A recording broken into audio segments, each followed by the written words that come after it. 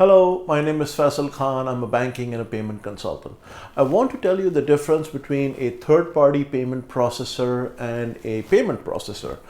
What's the difference? Let's say I'm a merchant, I sell shoes. I go to a payment processor, the payment processor takes my application and they issue me a merchant account. They're working with a merchant bank and they're acquiring me as a merchant, and I get my acquiring a merchant account, and that enables me to accept cards. And how do I accept cards? I don't have any mechanism of accepting cards. That's where the payment processor comes in. And what they do is they've got all the technology. It's all linked to all the Visa, MasterCard, the bank, etc. And they provide me with the necessary tools for me to accept cards. When I went through an underwriting process, that means someone took a risk on me for as a merchant to do that. And that's the bank or the providers that they work with. And when I sell a pair of shoes and a customer gets their bill, it says my name. Let's say my name is Faisal Khan Shoes. So it'll say Faisal Khan Shoes on the statement. So the merchant on record, the record being the statement, is my name. It's not my processor's name. It's not my processor's name. It's not the bank's name. It is my name. It'll say Faisal Khan Shoes. That's where the card was charged. So that is where a typical merchant processor comes in. And a merchant processor can only, a typical acquiring bank can only work in the, in the zones that you're in. I did a video, should be up here, that explains this concept of why, the acquiring bank and the merchant processor typically work in the same geographic zone where the merchant is.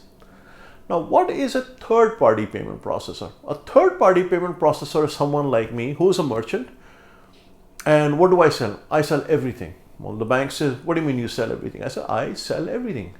I sell shoes, I sell books, I sell lamps, I sell sofas. He says, oh, well, how do you do that? Well, here's what I'm going to do. When Faisal sells shoes, the merchant on record will not be Faisal. It will be the third-party payment processor. How does that work?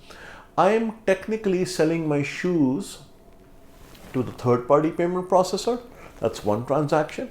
And the third-party payment processor is sending it to the end customer. So when the end customer sees a receipt, it says the name of the third-party payment processor. So the merchant on record is not me, the actual merchant, but the third-party payment processor. The advantage, the third-party payment processor can source goods and services from anywhere in the world. They could source it from China, India, Pakistan, Brazil, Venezuela, South Africa. It doesn't matter. As long as that third-party payment processor is willing to take the risk on the merchant for delivery of that product or service, which they are liable for, they meaning the third-party payment processor is liable for, they can work from anywhere. They suddenly don't have the restriction provided by Visa and MasterCard on the zones. Why? Because they are already approved as a merchant in the zone that they are, but the sourcing that they're doing is from world over. They become an aggregator. They are able to be based, let's say, in Florida. There could be an Orlando, Florida company. They could be working with a processor out of Atlanta. That's where the acquiring bank is. And they could be sourcing it from all the countries I had mentioned. And their customers could be US customers or Canadian customers or Russian or UK or France or Germany or Singapore customers. The cards are charged by the American bank in Atlanta.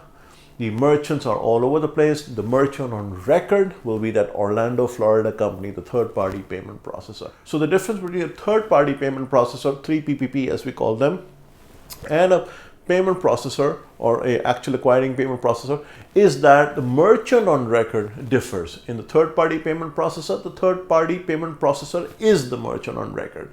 And they may have a technical way of saying, the card was charged with the third-party payment processor, dash Faisal Khan Shoes. So you would know exactly what you're doing and so forth.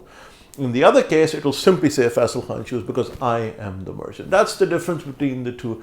And I hope I was able to explain what a third-party payment processor is versus a regular merchant acquirer processor. Anyways, if you have any questions or comments, there's a contact form in the description below. Please fill it out and I'll be happy to answer to you. This is Faisal Khan signing off till next time.